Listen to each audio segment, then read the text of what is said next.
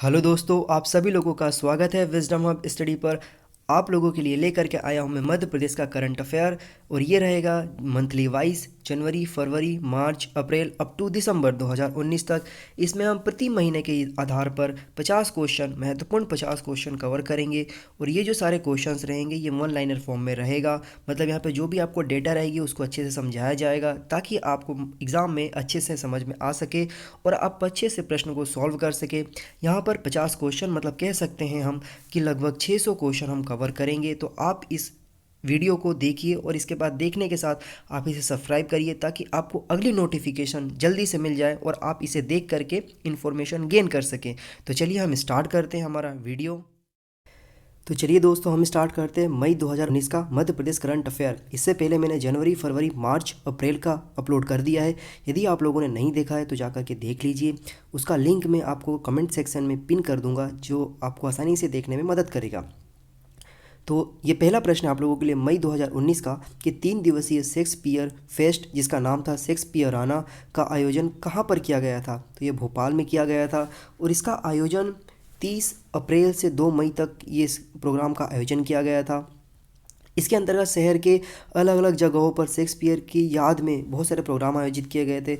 और एक जो प्रोग्राम है इस प्रोग्राम को क्लब लिटराटी ने आयोजन किया था और इसमें दुनिया भर की जो बेहतरीन इंग्लिश प्ले राइटर्स थे जो शेक्सपियर के जन्मदिन को बहुत ही विशेष मानते हैं, समझते हैं, उसको लेकर के शेक्सपियर फेस्टिवल के रूप में आयोजित किया गया था। अगला प्रश्न यहाँ पर कि स्कूल गेम्स में कौन सा राज्य 403 पदकों के साथ तीसरे स्थान पर रहा। तो मध्य प्रदेश राज्य ने पूरे 403 पदकों को जीता है इस स्कूल गेम्स में और सूची में तीसरे नंबर पर रहा। इसके साथ ये जो स्पोर्ट था ये 64वें नंबर का था। तो मध्य प्रदेश ने 403 जो पदक जीते उसमें से 164 यहाँ पर गोल्ड था, 103 सिल्वर था और 136 यहाँ पर ब्रॉन्ज था। तो ये आपको याद रखना है। अगला प्रश्न यहाँ पर कि मध्य प्रदेश से किस स्थान का चयन हीट एक्शन प्लान व रिसर्च के लिए हुआ है। तो सागर है, सागर का चयन हुआ है हीट एक्शन प्लान के तहत। तो Indian institute of public health Gandhinagar Gujarat ने मध्य प्रदेश में हीट एक्शन प्लान रिसर्च के लिए सागर का चयन किया है। इसके लिए टीम मई से जून तक शहर में जो अत्यधिक गर्मी वाले जो क्षेत्र हैं यानी हीट स्ट्रोक से होने के वजह से लोगों की जो मौत हो जाती है उसका कारण का पता लगाना इसका उद्देश्य था। लोगों को इसके लिए जानकारी उपलब्ध कराना था। इसके तहत IIPHG की टीम सागर में बुंदेलखंड मेडिकल कॉलेज के विभाग व नगर निगम के साथ मिलकर के काम करना उसके साथ काम करना था। इसके से पहले इन्होंने जो प्रोग्राम था अहमदाबाद को 2013 में देश के पहले ही एक्शन प्लान के तहत चुना जा चुका था। तो 2013 के बाद 2019 में मध्य प्रदेश में ये प्रोग्राम चलाया गया। अगला प्रश्न यहाँ पर कि सिलिकोसिस की निगरानी के लिए राज्य स्तरीय समिति का गठन किया गया है। तो कहाँ पर किया गया है। तो ये मध्य प्रदेश में किया गया है। तो मध्य प्रदेश में सिलिकोसिस एक प्रकार की बीमारी होती है कि निगरानी के लिए अपर मुख्य सचिव एवं प्रमुख सचिव श्रम विभाग की अध्यक्षता में राज्य स्तरीय समिति का गठन किया गया है। अगला प्रश्न यहाँ पर कि 5वें राज्य वित्त आयोग के अध्यक्ष किसे नियुक्त किया गया है। तो हिम्मत कोठारी को 5वें राज्य वित्त आयोग का अध्यक्ष नियुक्त किया गया है। और इससे पहले भी वही थे, मतलब चौथे भी वही थे। यदि पूछा जाता आपसे कि चौथे वित्त आयोग कौन थे राज्य के, तो चौथे राज्य वित्त आयोग भी हिम्मत कोठारी ही थे। अगला प्रश्न यहाँ पर कि दादा साहब फाल्के पुरस्कार कौन से स्कूल ने जीता है। तो दादा साहब फाल्के पुरस्कार भोपाल ने जीता है। तो ये देखिए, ये नवा दादा साहब फाल्के पुरस्कार फिल्म पुरस्कार ग्वालियर ग्लोरी हाई स्कूल ने फिल्म जुनून जिद से जिद तक के लिए जीता है। तो फिल्म का नाम भी याद रखना आपको, जुनून जिद से जिद तक। और ये नवा दादा साहब फाल्के पुरस्कार था। यह फिल्म स्कूल स्टूडेंट कैटेगरी के अंतर्गत प्रदर्शित किया गया था। अगला प्रश्न यहाँ पर आप लोगों के लिए कि डॉक्टर आकांक्षा रितेश को इंटरनेशनल अवार्ड किस देश की यूनिवर्सिटी ने के द्वारा प्रदान किया गया है। तो ये थाईलैंड के द्वारा प्रदान किया गया है। तो आकांक्षा रितेश कौन है। ये प्रोफेसर हैं। ये डॉक्टर आकांक्षा रितेश को थाईलैंड के कैसेट सर्ट यूनिवर्सिटी के द्वारा 5 मई को लीडरशिप अवार्ड से नवाजा गया। इस यूनिवर्सिटी के द्वारा एकेडमिक लीडरशिप 2018 और 19 के अंतर्गत डॉक्टर आकांक्षा का चयन किया गया। ये इंडियन एजुकेटर की individuality category international jury conference on multi disciplinary research and application द्वारा वेदांत एकेडमिक्स बैंकॉक अवार्ड से ये दिया गया है, ये पूरा सम्मान किया गया उनका इस नाम के माध्यम से। अगला प्रश्न यहाँ पर कि आदि शंकराचार्य के प्रकटोत्सव दिवस एकात्म पर्व के रूप में कब मनाया जाता है? तो यह 9 मई को प्रतिवर्ष मनाया जाता है। 9 मई को इसका पूरा एकात्म दिवस के रूप में भी मनाया जाता है, ये भी आपको विशेष रूप से याद रखना है। ब्रिटेन में काउंसलर का चुनाव जीतने वाले अभिमन्यु कहाँ के निवासी है? तो ये नागदा के निवासी है। अभिमन्यु 700 साल से पुरानी जनप्रतिनिधियों की सभा में यह उपलब्धि प्राप्त करने वाले पहले भारतीय बने। नागदा रोहल खुर्द के निवासी अभिमन्यु सिंह ने ब्रिटेन के शहर किंगस्टन अपान हनी सिटी काउंसिल के चुनाव में जीत दर्ज की इन्होंने। अगला प्रश्न यहाँ पर कि लक्ष्य सिंह ने मॉडलिंग की रूबरू मिस्टर इंडिया प्रतियोगिता में रूबरू मिस्टर इंडिया टूरिज्म वर्ल्ड का खिताब जीता है। यह किस शहर से हैं? तो यह गुना से हैं। तो इन्होंने गुना से जीता है। और ये लक्ष्य सिंह जो है ICICI बैंक इंदौर के उप प्रबंधक के पद पर भी कार्यरत हैं। दिल्ली में beauty expo talent show award किसने जीता? तो रागिनी ने जीता है। तो उज्जैन के परफेक्ट लुक ब्यूटी केयर की मेकअप आर्टिस्ट प्रियंका सिंह परमार ने दिल्ली की प्रगति मैदान में आयोजित ब्यूटी एक्सपर्ट टैलेंट शो में हिस्सा लिया। और प्रियंका को बॉलीवुड एक्ट्रेस रिमी सेन ने और टीवी एक्ट्रेस रागिनी खन्ना ने सम्मान प्रदान किया। अगला प्रश्न यहाँ पर कि केंद्र सरकार की पहल पर किस स्थान पर जल्द ही आर्थोपेडिक एक्सीलेंस ऑफ इंस्टीट्यूट खोलना जाएगा? तो ये भोपाल में खोला जाएगा। और ये कहाँ पर खोला जाएगा भोपाल में? तो हमीदिया अस्पताल परिसर में प्रस्तावित इस केंद्रीय परियोजना के लिए क्षेत्रीय संस्था के लिए नई बिल्डिंग बनाई जाएगी जो कि मल्टी लेवल पार्किंग की सुविधा से परिपूर्ण होगी। इसके साथ ही नई इमारत को बनाने का भी लगभग ये जो बजट रखा गया है लगभग 45 करोड़ रुपए इस पर खर्च किया जाएगा। अगला प्रश्न है वाकणकर पर केंद्रित परमानेंट रॉक आर्ट गैलरी किस स्थान पर बनेगी? तो ये दिल्ली में बनेगी। वाकणकर कौन थे? तो भीमबेटका की खोज करने वाले पुरातत्वविद्ता थे ये। इनका पूरा नाम था श्री विष्णु श्रीधर वाकणकर। से जुड़े हुए जो भी दस्तावेज था, जो भी इन्होंने रिसर्च की है अपनी पांडुलिपियों के माध्यम से, इसको वह इंदिरा गांधी राष्ट्रीय कला केंद्र अब नई दिल्ली का हिस्सा होगा। डॉक्टर वाकणकर पर केंद्रित परमानेंट रॉक आर्ट गैलरी की तैयारी की जा रही है। अगला प्रश्न है कि AIGGPA भोपाल में किस देश के छात्र इंटर्नशिप लेंगे? तो इसमें ऑस्ट्रेलिया के छात्र जो हैं इसमें इंटर्नशिप लेंगे। तो दिल्ली में पदस्थ ऑस्ट्रेलिया के deputy commissioner Shri rod Hilton ने अटल बिहारी वाजपेयी सुशासन एवं नीति विश्लेषण संस्थान भोपाल के महान निर्देशक श्री R परशुराम से मध्य प्रदेश की चुनौतियों और संभावनाओं पर चर्चा किया। इसके साथ ही श्री परशुराम ने यह भी कहा कि ऑस्ट्रेलिया के छात्र संस्था में इंटर्नशिप अथवा रिसर्च भी कर सकते हैं। अगला प्रश्न यहाँ पर कि मध्य प्रदेश ने कितने स्वर्ण पदक के साथ राष्ट्रीय कूडो प्रतियोगिता जीता? देखिए इस गेम का नाम कूडो ही है, जूडो नहीं है, आपको कंफ्यूज नहीं होना है। तो इसमें 41 पदक जीता है। तो ये कहाँ पे हुआ था? तो Pune international federation of India द्वारा खंडाला में 4 से 11 मई के बीच ये आयोजन किया गया था। और ये 10वीं सब जूनियर एवं जूनियर तथा सीनियर बालक बालिका प्रतियोगिता था जिसमें 19 राज्यों के 1300 से अधिक खिलाड़ियों ने पार्टिसिपेट किया था। मध्य प्रदेश के कूडो एसोसिएशन के खिलाड़ियों ने इसमें सर्वाधिक गोल्ड मेडल जीता, 41 गोल्ड, 19 रजत और यहाँ पर 24 कांस्य पदक सहित कुल 84 पदकों को जीता। मध्य प्रदेश के कूडो खिलाड़ियों ने जो उनका पुराना प्रदर्शन था 28 स्वर्ण पदक जीतने का, उसको भी ब्रेक कर दिया यहाँ पर, क्योंकि इसमें इन्होंने 41 पदक जीते और ये किसी भी टीम के द्वारा जीता गया खुद में एक अपना खुद का रिकॉर्ड है, क्योंकि इन्होंने पुराने रिकॉर्ड को तोड़ा। और इसमें जो दूसरे स्थान पर 15 स्वर्ण पदक जीतने के साथ गुजरात दूसरे स्थान पर और राजस्थान भी 15 स्वर्ण पदक जीतने के साथ दूसरे स्थान पर रहा। इसके बाद महाराष्ट्र तीसरे स्थान पर रहा 12 पदकों के साथ। पदक कौन सा? स्वर्ण पदक। स्वर्ण पदक के आधार पर यहाँ पर रैंकिंग डिसाइड की जाती है, ना कि पूरे पदकों की संख्या के आधार पर। अगला प्रश्न है कि मध्य प्रदेश सरकार ने के वित्त आयोग किसे बनाया गया है? तो मध्य प्रदेश राज्य का वित्त आयोग हिम्मत कोठारी को बनाया गया है। ये मैंने पहले भी क्वेश्चन को कवर किया है। मध्य प्रदेश में संग्रहालय का निर्माण कहाँ किए जाना का निर्णय लिया गया है? तो बुरहानपुर में निर्माण किए जाने का निर्णय लिया गया है। मध्य प्रदेश में पहली महिला पर्वतारोही कौन है, जो कि 2018 में इन्होंने एवरेस्ट फतह किया है, माउंटेन एवरेस्ट की जो हाइट है वो 8,848 मीटर है। और मेघा परमार ने इस पर चढ़ने वाली पहली मध्य प्रदेश की महिला हैं, और मतलब लेडीज़ हैं ये। और इसके बाद जो हैं ये किस ज़िले से, तो ये सीहोर ज़िले से हैं। और जो दूसरी पर्वतारोही हैं वो भावना डेहरिया हैं, जो कि छिंदवाड़ा से ज़िले से हैं, और छिंदवाड़ा का एक गांव है जिसका नाम तामिया है, ये वहाँ से हैं। अगला प्रश्न यहाँ पर कि मध्य प्रदेश के किस जिले को दीनदयाल उपाध्याय कृषि विज्ञान सम्मान से सम्मानित किया गया, तो दतिया जिले को सम्मानित किया गया। 3 दिवसीय संगीत समारोह रात अमीर का आयोजन रविंद्र नाट्य गृह में किया गया, वह कहाँ पर स्थित है, तो यह इंदौर में स्थित है। देखिए रविंद्र भवन भोपाल में भी है, तो आपको कंफ्यूज नहीं होना है, इसका नाम है पर रविंद्र नाट्य गृह। ओके। देश की प्रथम मीडिया इंक्यूबेशन सेंटर की स्थापना कहाँ की गई है, तो भोपाल में की गई है। साइट अकेडमी द्वारा 2017 के लिए पंडित माखनलाल चतुर्वेदी पुरस्कार से किसे सम्मानित किया गया, तो कृष्णकांत चतुर्वेदी को सम्मानित किया गया।